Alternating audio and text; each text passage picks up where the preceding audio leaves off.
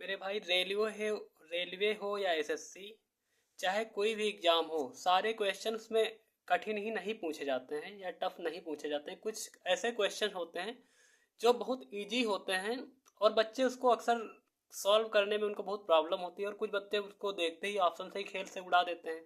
तो मैं एक क्वेश्चन उन बच्चों के लिए बना रहा हूँ जो जिनको इस तरह के क्वेश्चन करने में कठिनाई होती। तो आइए इस क्वेश्चन को देखते हैं।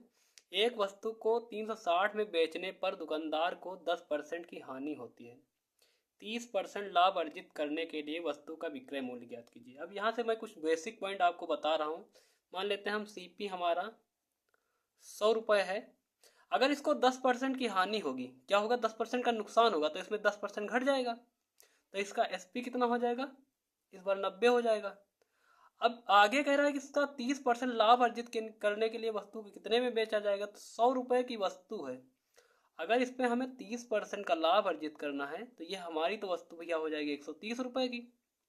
तो बस यही तरीका है इसका करने का। तो आइए देखते हैं। वस्तु है 360 रुपये की, कब, जब इसको 10% हानि में बेचा जाता है, यानी कि 90 रुपये में बेचा जाता है। अब हमको क्या करना है, 10% का 30% का लाभ पर बेचना है।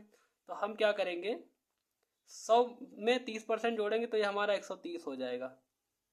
अब ये 0 से 0 खत्म, और 9 से एक बार, 9 से 4 बार, ये आ जाएगा 130 गुणे 4, 13 चौको 52, यानी 520 रुपये वस्तु का विक्रय मूल्य होगा 30% के लाभ पे बेचने पर। और यही मेरा इस सवाल का आंसर है।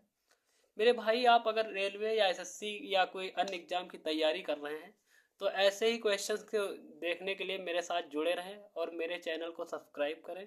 मैं डेली वही क्वेश्चन की प्रैक्टिस कराता हूँ जो रेलवे या एसएससी एग्जाम में पूछे जाते हैं और जिनकी पूछने जाने की संभावना अधिक होती है। तो धन्यवाद मेरे भाई।